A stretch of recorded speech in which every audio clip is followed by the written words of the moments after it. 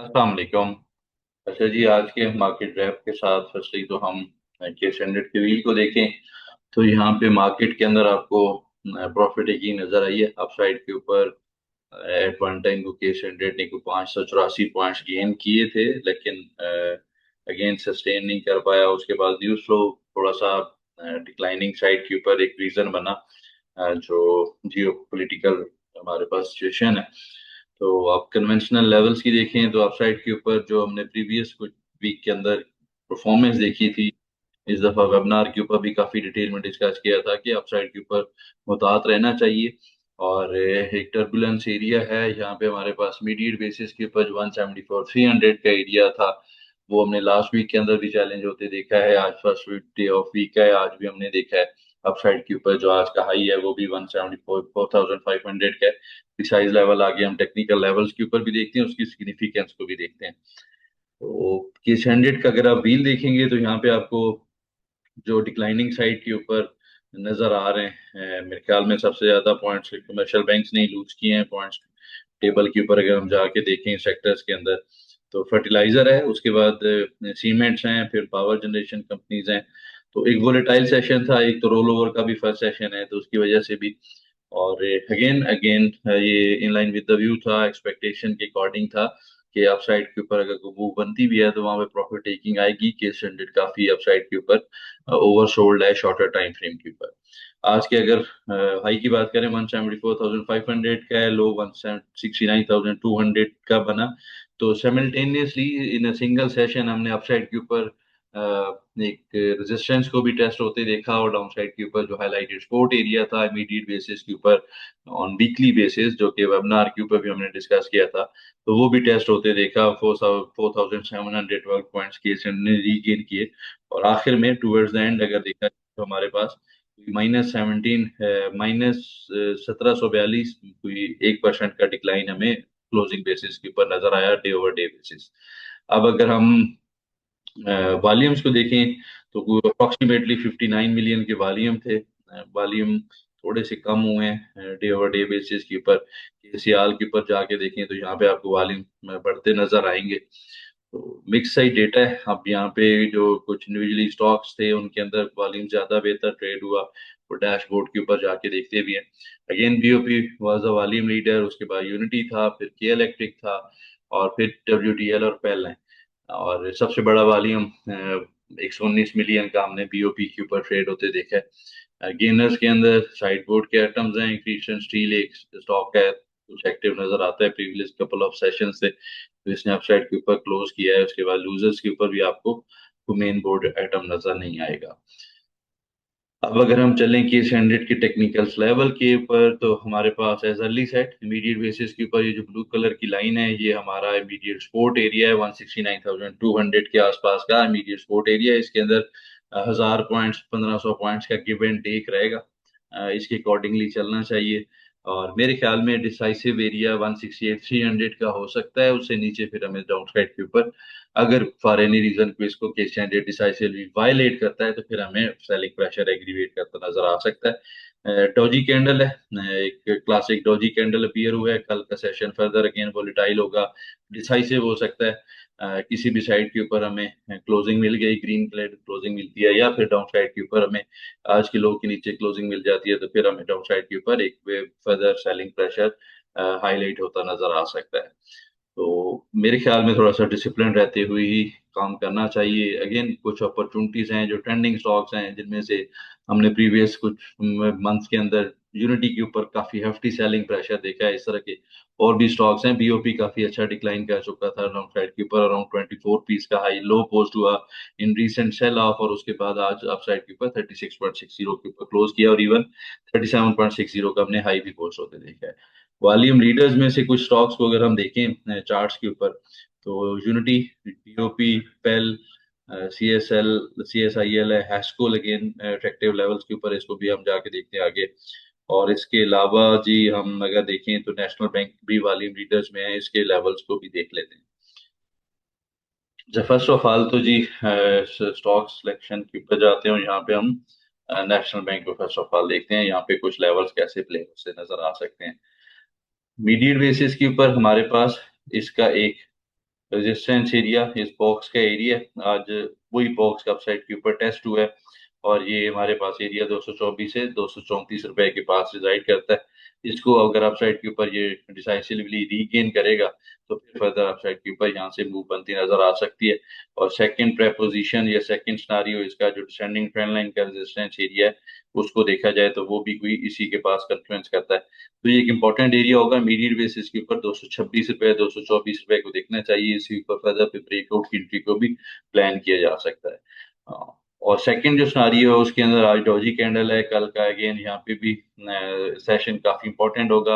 Immediate basis के ऊपर 195 और 200 रुपीज इसके सपोर्ट एरियाज बनते नजर आ रहे हैं। नेक्स्ट हमारे पास वॉल्यूम लीडर्स में था जी पेल, पार्क इलेक्ट्रॉन। अच्छा, पार्क इलेक्ट्रॉन को हमने लास्ट कुछ सेशंस में we were the first one जब ये डाउन साइड के ऊपर डिक्लाइन कर रहा था, तो अल्हम्दुलिल्लाह यहाँ पे हमने हाईलाइट किया था कि इसके ऊपर एक हार्मोनिक्स इन प्ले रह सकते हैं।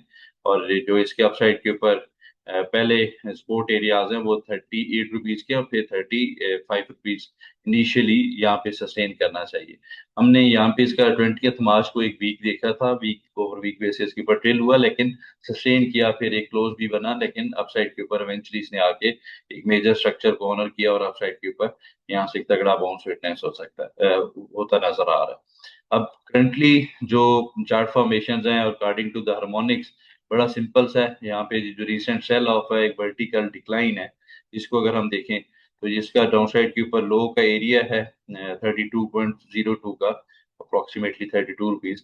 तो इसने जो अपसाइड के ऊपर पहला टारगेट होता है हार्मोनिक्स का वो 38.2% का होता है, 44.5 रुपए बनता था। यहाँ पे इसकी वैल्यूज आपको नजर आ रही होंगी।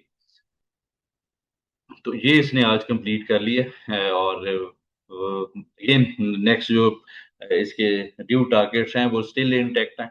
और उसके लिए इसको करना ये चाहिए कि डाउन साइड के ऊपर अब 39.2% का जो 23.9% का फिब लेवल था 39.20 का एरिया, यहाँ पे एक फेयर वैल्यू गैप भी बन सकता है वीक और वीक बेसिस पे। तो ये इसको सस्टेन करना चाहिए, इससे नीचे ट्रेड नहीं करना चाहिए, देन इट्स लाइकली कि फर्दर अप साइड के ऊपर यहाँ से मूव बनती नजर आ सकती है।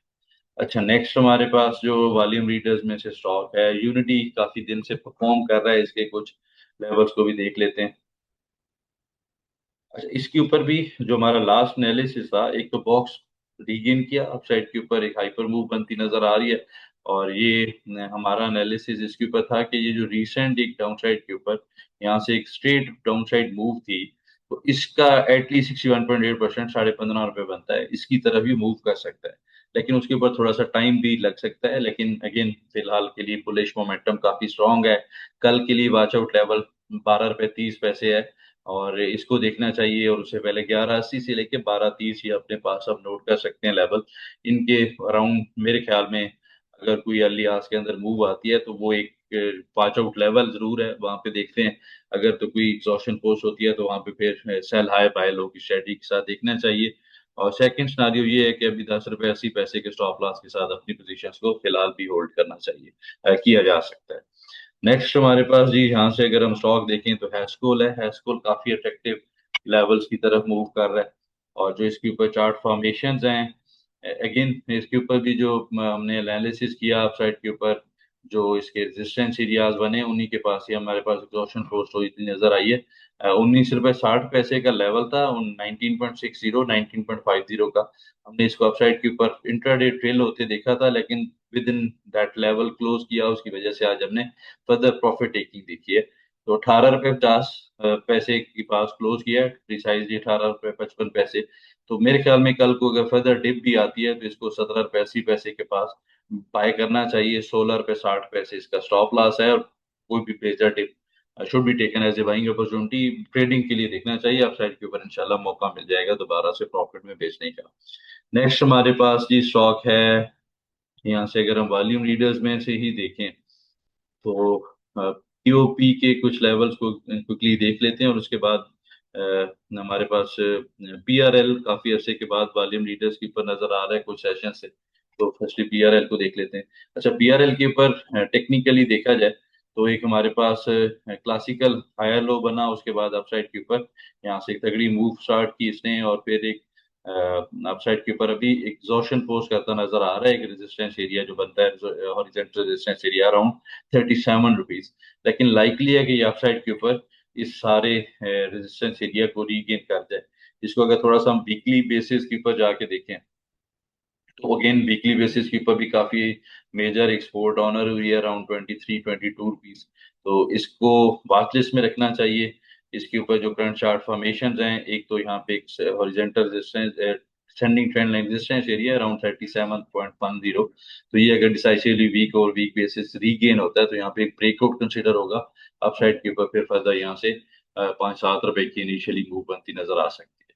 क्विकली अगर लास्ट में हम बीओपी के लेवल्स को देखें, तो बीओपी के ऊपर भी काफी अच्छा परफॉर्मेंस रही अपसाइड के ऊपर आज के सेशन के अंदर।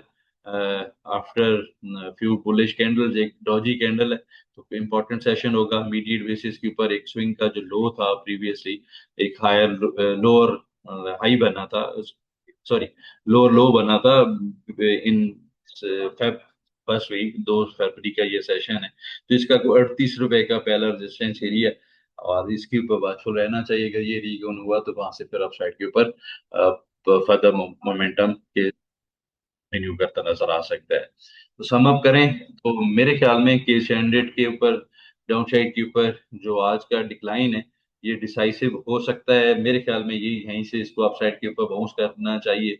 और अगेन डाउन साइड के ऊपर अगर कुछ डिसाइसिव क्लोजिंग मिलती है बिलो 169,000 को green police bearish candle close होती है विद एक्सपेंडिंग वॉल्यूम, तो वो एक कंसर्निंग चीज होगी। उससे पहले मेरे ख्याल में सिलेक्टिव स्टॉक्स के अंदर अपॉर्चुनिटीज बनती रहेंगी बाइंग साइड के ऊपर।